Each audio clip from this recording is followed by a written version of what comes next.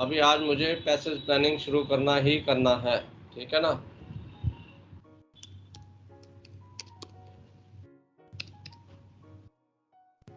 हाँ गौतम, आ रहा है स्क्रीन पे?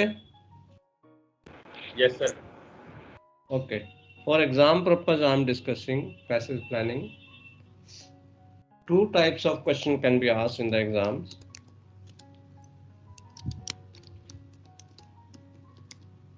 First one is theoretical,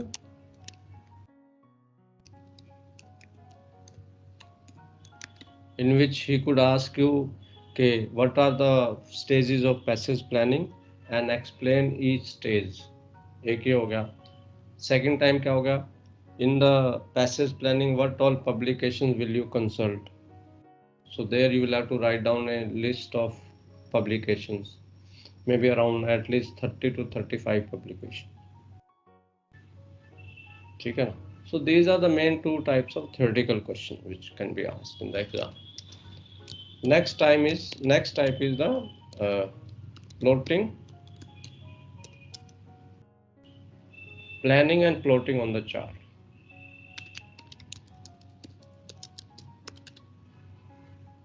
Plotting on chart. Plotting courses on the chart, I would say, which is more practical. Like they will give you from so and so position, plan a safe passage to so and so position. So he'll give you positions. And in that he'll give you what type of ship you are, what is the draft. He may give you draft, what under clearance is expected, and he may give you weather also. So these are the two types of questions which are asked. Usually theoretical questions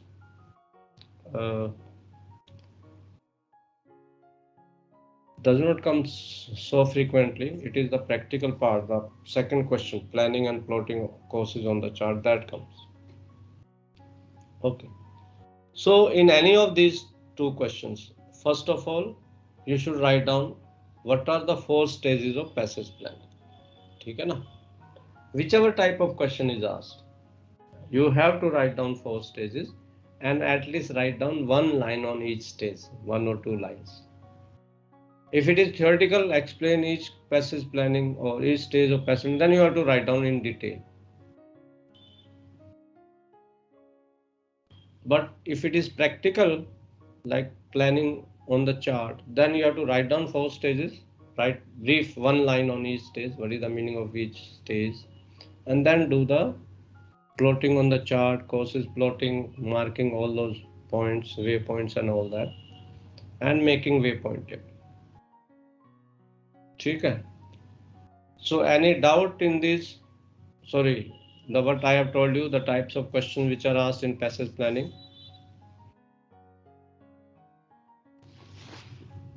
Okay, next comes the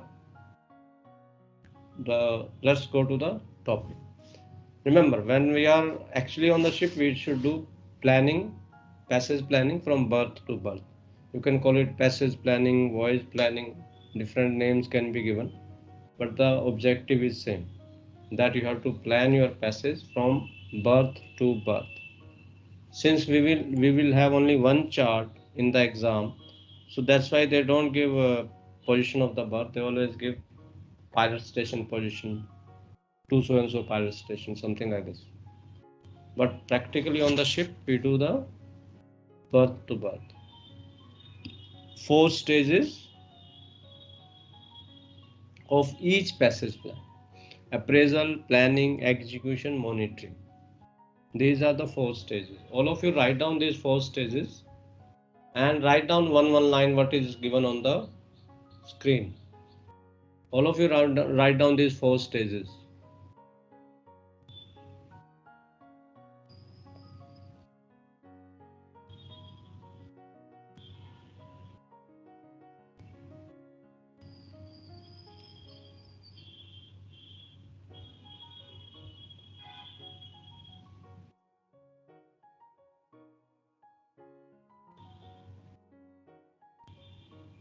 So here appraisal means getting to know the plan.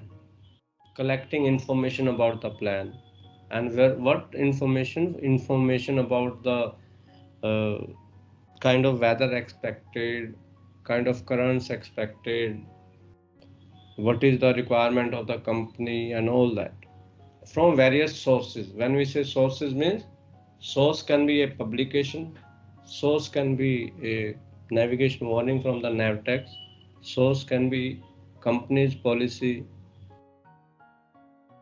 source can be some other person also from where I get the information.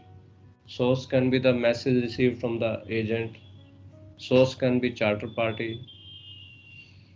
So appraisal means collecting all the information about the passage.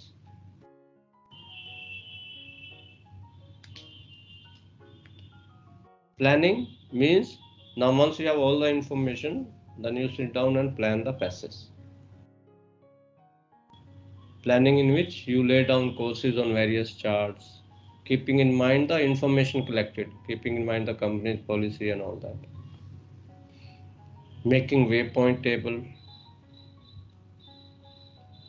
Okay, so that is the part of the planning. 3 is execution. So 1 and 2 stage appraisal and planning. They are done by usually navigating officer, taking guidance from master and all that. In execution, the entire bridge team comes into picture. Executing means whatever we have planned, now we start following that plan. Means once the, you can say, cargo operations are over in any port, or any operation, for whatever operation you had come to that port, once that operation is over, now we have to sail out. So then the execution starts. Cargo discharging is over, now maybe chief officer is doing all these calculations and all that, and in the meantime we start following the plan what we have. We call the pilot, we give them 1 hour notice, 2 hours notice, whatever, agent also, then casting off. Now plan has started, execution has started.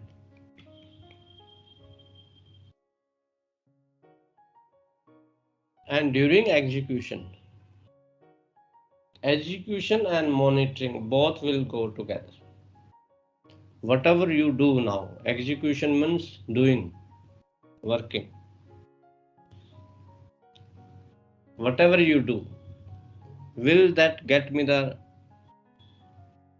required result? That is monitoring. To make sure that our result is what we wanted, we do monitoring. For example, you tell AB that okay, starboard 20. So when you give that starboard 20 order, it's execution, that you want to change the course of the ship. And AB also puts wheel on the starboard side. That is execution. But by mistake, the AB may put wheel on the port side. So you will check what is AB doing. You will monitor the AB, or you will monitor the ship heading, whether it is turning to starboard or not. If it is not turning to starboard when you have given wheel to starboard, that means something is wrong. So you are monitoring. You did something, or somebody else did execute something, and you want desired result. So you monitor whether ship is turning to starboard or not, or whether rudder is going to starboard or not. So that is monitoring. So understood this basic concept of 4 stages: appraisal, planning, execution. Yes, sir. And monitoring. Now, actually on the ship, depends upon company's policy to policy, you may plan the voyage or the passage planning in 3 stages also. As written on top, you see, departure berth to departure pilot station. For example, you depart from Bombay. So Bombay, you depart from the tanker terminal. Whatever island is that Butcher Island, if anybody has gone to the Bombay. So from the berth to the pilot station, you may have a small passage plan. Then from Bombay Pilot Station to, for example, you are going to Manila, Philippines, then you may plan or make a passage plan for pilot station to pilot station. And then once you arrive at the Manila Pilot Station, you have another plan from that Manila Pilot Station to the berth. So that will make things more easier and executable also. Because when you are going pilot station to pilot station, there I'll be in the sea, mostly away from the dangers. Then their detailed more focus is not required. Whereas when we are berthed to the pilot station, more focus is required, more detailed information is required. So we can do that practically also on the ship. Some companies do follow this kind of system. Okay, so that is about the basic how do we go about passage planning. Okay. So now let's go to the slide. So any doubt till now? Sir ये arrival pilot station to arrival pilot station क्या रहेगा? Arrival pilot station कहाँ लिखा है? Arrival to arrival, departure to arrival pilot station. Sir C point जो है इसका 3 tips 1 to arrival berth है। फॉर एग्जाम्पल आप मनीला, फिलीपींस में है ना मनीला पोर्ट, उसके पायलट स्टेशन तक आपने प्लानिंग कर ली। अब वहां से पायलट स्टेशन से बर्थ तक हो सकता है वो 10 माइल्स हो, तो मेरे लिए आसान हो जाएगा प्लानिंग। हो सकता है वो 100 माइल्स हो, फिर नैरो पैसेज क्रॉस करना पड़े। फॉर एग्जांपल आप बोस्फोरस स्ट्रेट क्रॉस करते हो टर्की में, तो उसके लिए और डिटेल प्लानिंग चाहिए ना। यस सर, तो वही होगा। तो बेसिकली पायलटेज एरिया की एक अलग से अगर पैसेज प्लानिंग हो ज्यादा अच्छा रहता है। मिड ओशियन में बहुत कम कोलिजन्स होते हैं। यूजुअली कोलिजन्स कहाँ हो रहे हैं ज्यादा? वो हो रहे हैं हार्बर्स में, नियर द कोस्ट और coming out of the port, going in the port. वहाँ कंफ्यूजन रहता है, पायलट कंफ्यूज रहता है, फिर पूरी ब्रिज टीम कंफ्यूज रहती है। तो it's have a proper planning specially in this pilotage areas. Okay, आप लोग कुछ नोट कर रहे होगे कि नहीं? हाँ सर। यस सर, कर लिया सर। चलिए, यस सर, हो गया।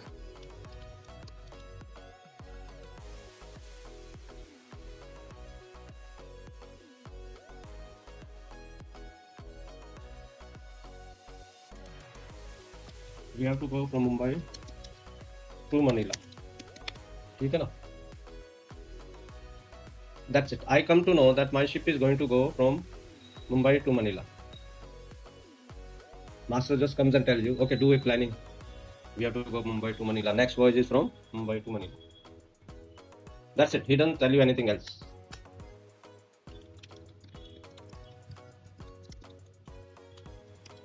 What more information is possible?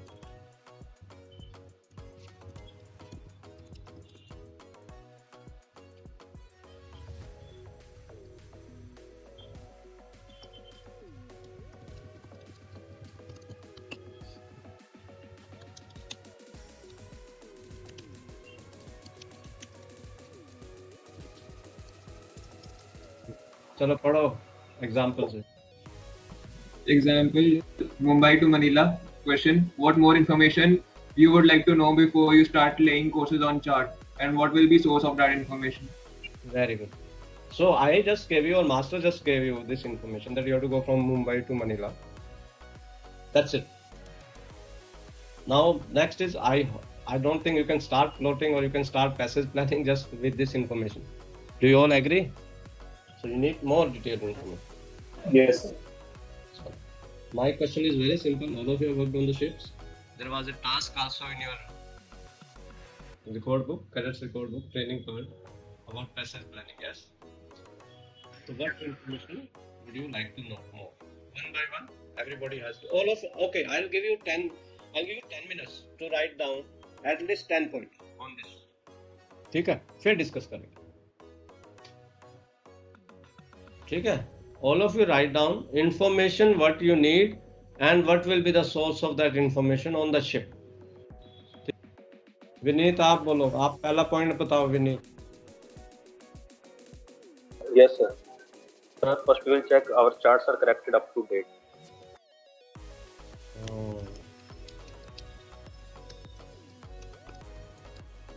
तो कैसे पता चलेगा? सर नोटिस टू मैरिनर से अपने चार्ट चेक करें. और या सर से नो सर क्यूमुलेटिव नोटिस है सर. क्यूमुलेटिव से लास्ट सारे करेक्शन चेक करें. अच्छा, तो अप्रोक्सीमेटली कितने चार्ट होंगे Bombay to Manila Vineet? 15 to 20 chart sir. 15 से 20 बस? Sir no idea. एक वो है ना गेट आइडिया, एक ऐड आती थी ना. Yes sir. Get idea. चल, we are taking an example, but I think Bombay to Manila में कम से कम 50-60 चार्ट तो होंगे. ठीक है ना? अब इन 50 कैटलॉग से चूज करेंगे ना सर. एक मिनट मैं एक एक करके सबसे पूछूं. ठीक है ना? विपिन, आपको 50-60 चार्ट ऐसे चेक करने हो वीकली से, तो कितना टाइम लगेगा?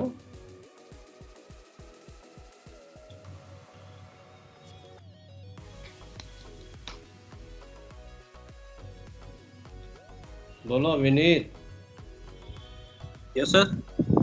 अगर ऐसे 50-60 चार्ट्स चेक करने हो तो कितना टाइम लगेगा? क्युमुलेटिव देखिए सर बोलो. 2 to 3 days सर. हाँ, हमारे पास तो पैसेज प्लानिंग के लिए कप्तान सिर्फ 5-6 घंटे 7 घंटे देगा. तो सर अपने ऑलरेडी सर पहले से चेक अपडेट करके रखने चाहिए सर, ताकि एंड में दिक्कत ना हो. बाकी सर उस पे अपना चार्ट करेक्टेड कहेगा, वो रिकॉर्ड मेंटेन करते हैं सर, उससे जल्दी चेक हो सकते हैं सर सारे चार्ट्स. कहाँ मेंटेन करते हैं रिकॉर्ड? पेपर चार्ट फोलियो देखेंगे ना हम. Yes sir. Chart log sir, correction chart log. Chart correction log. ठीक है. Yes yes sir. वैसे चार्ट के नीचे में भी लिखते हैं सर, लास्ट करेक्शन देख लेंगे और उसके बाद जो लास्ट करेक्शन ले लेंगे उसको सर चेक करते चले जाएंगे. मालिक तब भी तो सारे चार्ट खोलने पड़ेंगे ना. गलत बोल रहे हो गौतम सर. अरे आपस में डिस्कस मत करो प्लीज. देखो, अगर फिजिकल क्लास हो अलग बात है, बट ऐसे ऑनलाइन में आपस में कुछ सुनाई नहीं देगा. As I told you, chart correction log उससे ज्यादा जल्दी पता चलेगा. ऐसे 50-60 चार्ट को खोल के तो नहीं देखता रहेगा भाई. ठीक है ना? अगर हमारे पास पेपर चार्ट है तो. अगर ENC है तो कैसे पता चलेगा विनीत? सर उसमें तो सर डायरेक्ट ही आया था सर. लास्ट करेक्शन ENC से जो भी आपको लास्ट नोटिस करेक्टेड जो भी हो, वो आप अपने जो आपके पास सॉफ्टवेयर है जो भी है उसमें आप चेक करोगे ENC में कि लास्ट अपडेट कब लिया है. ठीक है ना? तो वो आप वहाँ लास्ट अपडेटेड वो डेट चेक कर लो कि कब अपडेट हुआ है. ठीक है ना?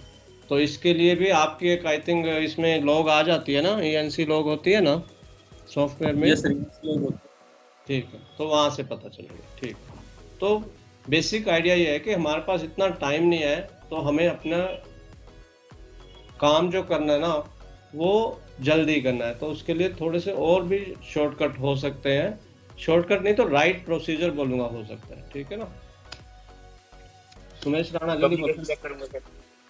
पब्लिकेशन चेक करूंगा. क्वेश्चन क्या है?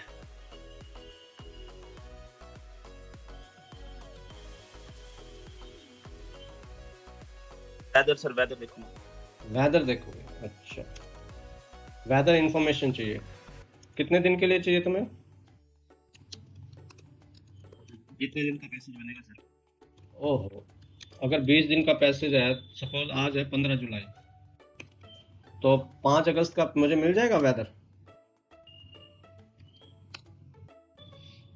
नहीं सर, वो बाद में आ जाएगा फिर आप ये कह जब सकते आएगा तो सर। नेक्स्ट 2-3 डेज का वेदर कैसा रहेगा जिस एरिया से मैं पास करने वाला हूँ, है ना? Yes sir.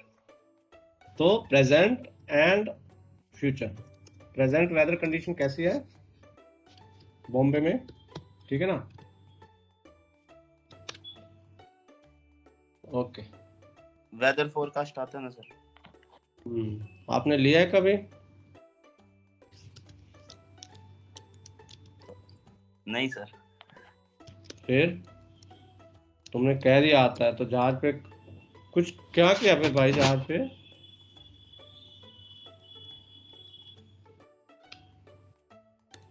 देखा सर मैंने लेते हुए ना, खुद नहीं लिया अभी। तो लेना था ना बेटे, अब तो जाके तुम करोगे, फिर यही तो ट्रेनिंग पीरियड था।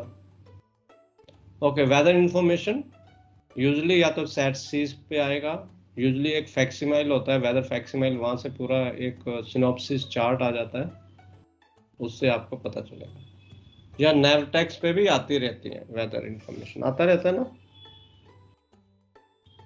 Yes sir. बोलो। सर नेविगेशनल हैजार्ड्स और वार्निंग्स देखेंगे sir. Navigation hazards and warning देखोगे? हाँ सर, सेट सी से अपने को वो मिल जाएगी नेविगेशन। नेविगेशनल हैजार्ड का एक एग्जांपल दो।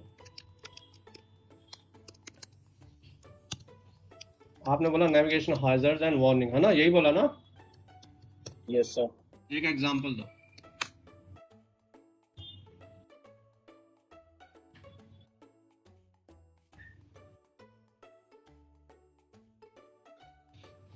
अरे क्या हुआ हाशमी? Yes sir. अरे बताओ भाई, एग्जांपल दो। सोच रहे हो?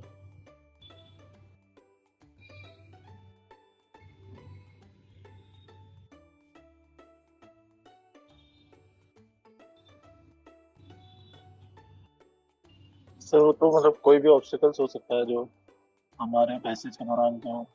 एग्जांपल दो मुझे, कोई भी ऑब्स्टेकल का भी एग्जांपल दो।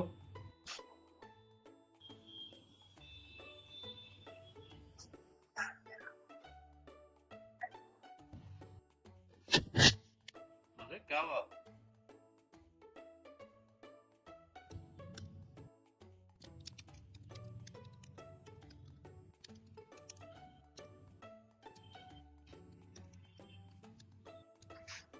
सर जैसे अपना किसी एरिया में ड्रेजिंग हो रही है या फिशिंग जोन है कोई, तो वहाँ पे हम नहीं जाएंगे। Navigation hazard and warning. Navigation hazard means for example कोई रैक है, कोई रॉक्स है, कोई वेल है, सबमर्ज्ड वेल है, ठीक है ना? सारी नेविगेशन हैजर्ड है। कोई भी एक ऑयल प्लेटफॉर्म है जहां से पास करोगे, अगर वो ऑयल प्लेटफॉर्म है, वो भी नेविगेशन हैजर्ड है। So latest and already existing. Well क्या होता है? कुआं।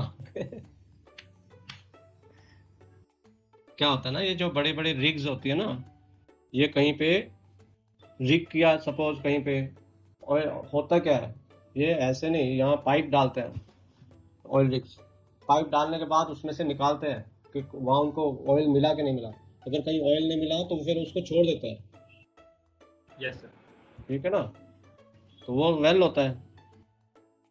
अगर वहां पे मिल गया तो एक परमानेंट हम लोगों ने एक स्ट्रक्चर बना से वहां से तेल निकालना शुरू किया, या वहां तेल खत्म हो गया तो मैं कहीं और अपनी रिग को शिफ्ट किया और उस ऑयल वेल को ऐसे छोड़ दिया कि चलो 6 महीने बाद दोबारा इसको आके एक्टिवेट करूंगा, तब तक तेल इकट्ठा हो जाएगा।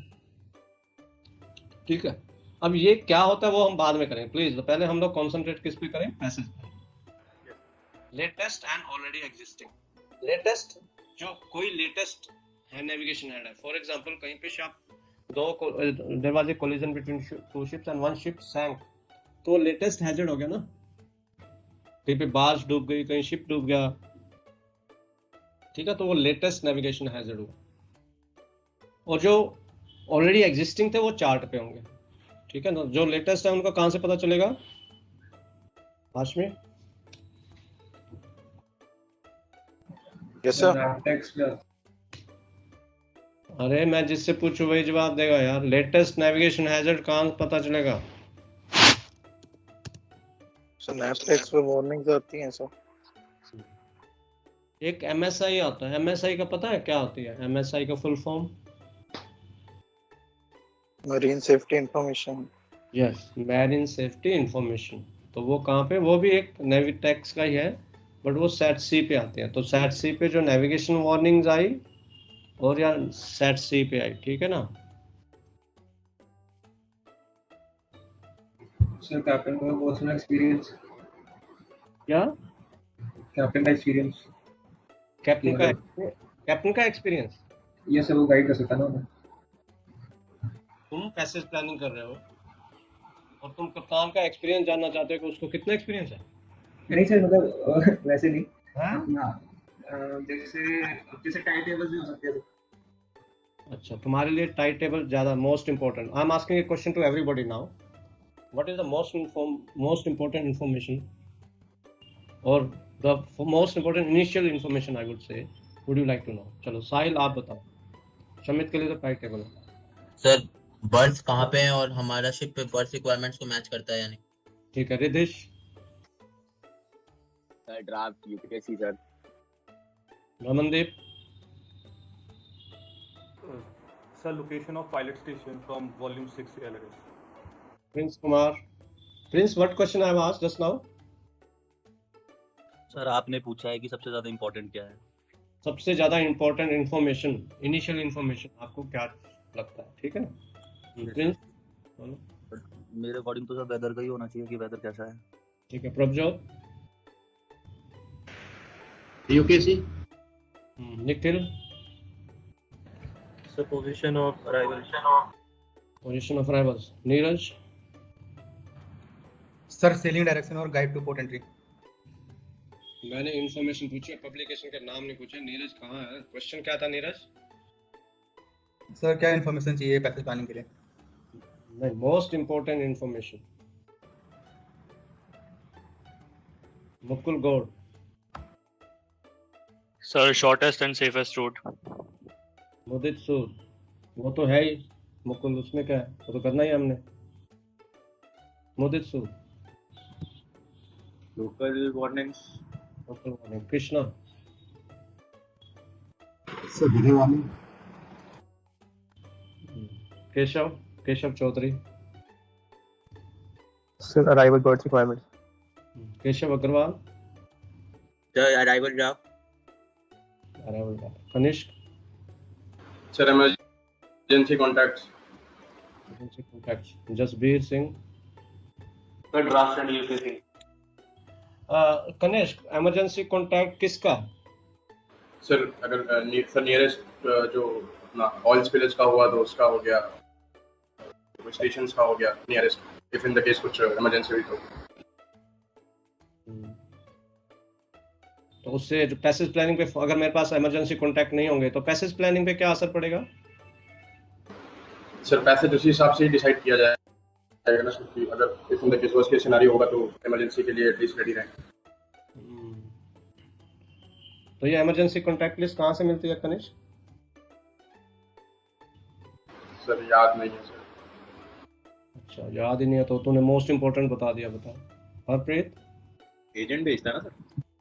करंट एजेंट भी भेजता है, नोटिस फॉर्मेलिटी में भी होता है। अरे यार, इससे पूछूंगा बीच में बोलो ही बोलो प्लीज, सारे डिस्कस करूंगा, मुझे ये कवर करने दो पहले। Gurpinder? Sir Gautam? Navigation light sir. यश?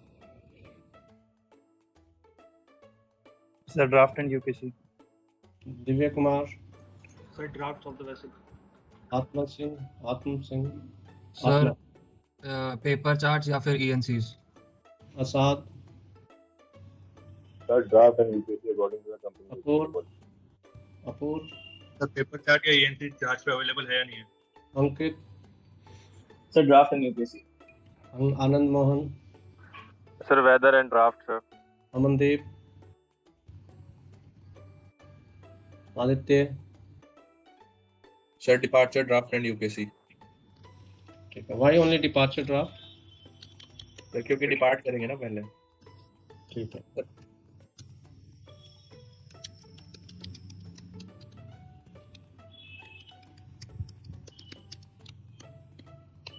सबसे इम्पोर्टेंट मेरे हिसाब से तो ड्राफ्ट एंड यूकेसी, जिसने भी I think that is more important और मोस्ट इम्पोर्टेंट। जब मुझे जहाज का ड्राफ्ट नहीं पता है और मुझे क्या अंडर कील क्लियरेंस रखनी है तो मैं कैसे, सोचने वाली बात है। बाकी सब तो बाद में आएगा ना। हम चार्ट पे कोई भी कोर्स डालेंगे बिना ड्राफ्ट जाने हुए, without knowing what is the draft of the ship, how will you put courses on the chart?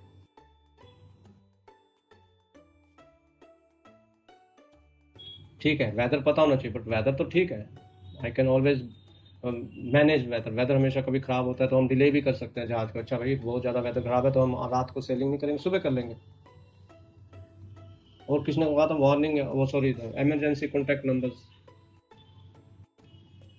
Come on, when you are doing planning have your priorities कि मेरे लिए सबसे ज़्यादा इंपॉर्टेंट क्या है, चाहे वो हम एक्चुअली प्लानिंग कर रहे हो और नेविगेशन कर रहे हो। ये ध्यान में रखना लाइफ में कि सबसे ज़्यादा इंपॉर्टेंट क्या है, सबसे ज़्यादा इंपॉर्टेंट क्या है, ये बहुत जरूरी है। ठीक है ना? तो मेरे हिसाब से तो अपनी अपनी वो हो सकती है, थिंकिंग हो सकती है, but I feel draft and what under keel clearance I am expecting और what is required by the company, ये मेरे हिसाब से ज़्यादा इंपॉर्टेंट है। चलिए, we will take break and continue on this discussion.